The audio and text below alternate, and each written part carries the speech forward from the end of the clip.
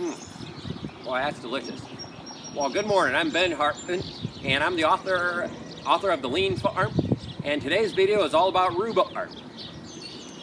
And you can see more resources at our website, claybondfarm.com. Now, rhubarb is one of our favorite crops on the farm because it's number one, it's a highly profitable crop. It's very easy to grow and maintain. This is a crop we put in about 5 years ago, have done almost no maintenance, and yet we get a bountiful annual harvest. And number two, it's just delicious. It's actually not a difficult sell in our market. There are a lot of Mennonites in our area. There are a lot of excellent rhubarb dishes, and among Mennonites, it's a cultural favorite. And so, let's begin with how to put it in. My first tip is to purchase your rhubarb from a professional plant nursery. And I would suggest doing that rather than splitting your grandmother's rhubarb. And the reason is the modern rhubarb varieties are very vigorous. They're going to be disease-free. They're going to take off very quickly. And our favorite, having tried several, is Canadian Red. It's a standard production rhubarb variety, and we got ours from a plant nursery up in Michigan. However, I do a Google search, whatever region you're in, someone's bound to sell you some rhubarb plants. And then once those plants arrive, we put them in. You can see our spacing here. The rows are about 4 feet, actually about 5 feet this direction, and they're about 3 feet this direction, in the row spacing 3 feet. When we put them in, follow the instructions. You're gonna plant them down to the crown, but there'll be a little pack of instructions to come with the rhubarb. And then we give them plenty of high nitrogen compost. And some of my other videos tell you how we make that high nitrogen compost. However, they love animal manure-based compost and fertilizers, especially poultry manure is high nitrogen. These guys are heavy feeders. They don't need to be heavy feeders. However, if you give them plenty of nitrogen, you'll get bountiful harvest. My other planting tip is to put this landscaping fabric. We got 4 foot wide sheets of landscaping fabric that we put between the rows of rhubarb here. And essentially it means we have next to no maintenance from year to year. And then you can see I've got a couple of straw bales stacked in here. As these plants are grown, we're going to tuck some straw between the plants in basically anywhere we see bare soap hill. And we'll do that spring or fall, doesn't really matter. That eliminates any additional weeding we'd have to do. And then my last tip, as far as growing is concerned, is to give them another dose of high nitrogen compost at the end of every growing season. And we do this when the plants start to die down in the late fall.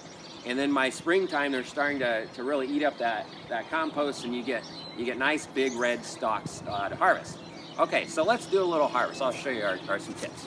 So one of the things I keep coming back to in my talks is a principle called single piece flow. And what this means is to harvest your product as market ready as possible. In other words, try to touch it as little as you absolutely need to. Every time you touch a product, there's motion waste involved, and there's a chance that you'll harm the product. And in general, lean is all about smooth flow. Your product should flow from your farm into the hands of your customer with as few transitions as possible. What we're going to do is harvest and prepare our rhubarb right here, and I've got a tote ready for our farmers market customers. My first tip with rhubarb is to not harvest all of it. What I want to do is look for the larger leaves, and I'm going to pull out the biggest, 5 or 6 or 7 stalks from each of these plants. And to harvest, you want to pull fairly low. I don't use a knife to harvest. I grab the stalk as low as I can and just pull it with a gentle upward pressure, and it'll come up. And you see I'm leaving this part here, which connected the stalk to the plant. And usually I'll harvest as much as I can fit into my hand. Usually about this much, usually about a pound. And as I'm picking, you see I'm lining up the stalks. And then we're going to cut them in kind of a decorative chevron pattern. And I'm going to leave the leaves right in the aisle here, and we're going to rake them up at the end.